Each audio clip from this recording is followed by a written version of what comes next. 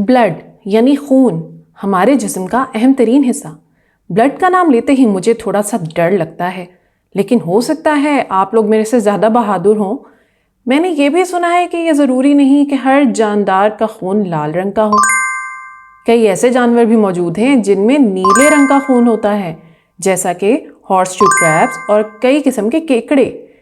جنوبی Pacific ocean میں رہنے والی ایک چھپکلی کا خون ہرے رنگ کا ہوتا ہے۔ لگتی ہے نا عجیب سی بات؟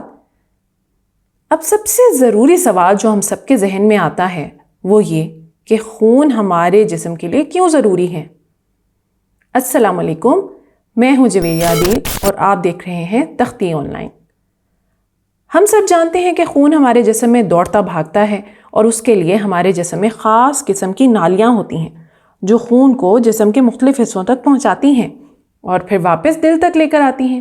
شریانیں یعنی آرٹریز بلڈ کو دل سے جسم کے مختلف حصوں تک لے کر جاتی ہیں اور پھر وریدیں یعنی وینز جسم کے سب حصوں سے خون اکٹھا کرتی ہیں اور دل کی طرف واپس لاتی ہیں۔ یہ بالکل ایک ریس ٹریک کی طرح ہے۔ کچھ راستوں سے خون جسم کے مختلف حصوں میں جاتا ہے اور کچھ راستوں سے واپس آتا ہے۔ لیکن خون کی ہمارے جسم میں یہ آمد و رفت کیوں ضروری ہے؟ کیا آپ نے کبھی سوچا اس سے ہمیں کیا فائدہ ہوتا ہے؟ جب سائنسدانوں نے انسانی جسم کے مختلف اعضاء کو تفصیلی طور پر اسٹڈی کیا تو یہ پتہ چلا کہ خون کی نالیاں یعنی بلڈ ویسلز ہمارے پورے جسم میں ایک نیٹ ورک کی طرح پھیلے ہوئے ہیں۔ لیکن سب سے زیادہ تھک خون کی نالیوں کا نیٹ ورک ہماری چھوٹی آنت یعنی اسمال انٹسٹائن میں ہوتا ہے۔ جب ہم کھانا کھاتے ہیں تو ہمارے معدے سے جسم کے جس حصے میں کھانا ٹرانسفر ہوتا ہے وہ ہے چھوٹی آنت۔ معدے اور چھوٹی آنت میں کھانے کی توڑ پھوڑ کا عمل جاری رہتا ہے اور کھانے کے بڑے حصے چھوٹے چھوٹے یعنی مائکروسکوپک نیوٹرینٹس کی شکل اختیار کر لیتے ہیں، اور یہ آنکھ سے نہ نظر آنے والی نیوٹرینٹس چھوٹی آنت کے گرد پھیلے خون کی نالیوں کے جال میں جذب ہو جاتے ہیں اور یہاں سے خون کی نالیوں کے ذریعے یہ نیوٹرینٹس ہمارے جسم کے تمام حصوں کو فراہم کیے جاتے ہیں۔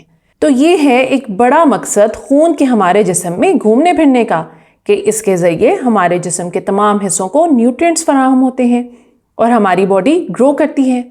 اس کے علاوہ ایک اور بڑی وجہ ایک ایسی چیز ہے جس کے بغیر شاید ہم 2 منٹ سے زیادہ زندہ بھی نہ رہ سکیں۔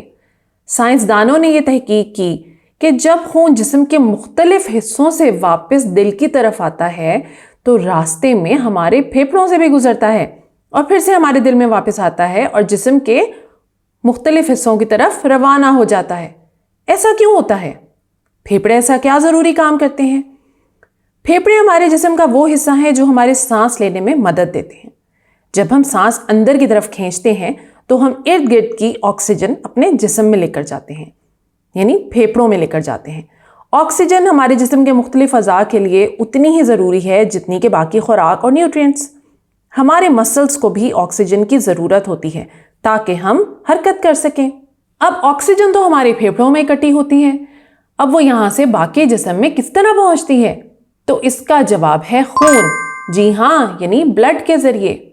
بلڈ میں جہاں نیوٹرینٹس موجود ہوتے ہیں وہیں آکسیجن بھی موجود ہوتی ہے جو وہ راستے میں لنگز سے گزر کے حاصل کرتا ہے اور پھر دل اسے جسم کے باقی حصوں کی طرف پمپ کر دیتا ہے۔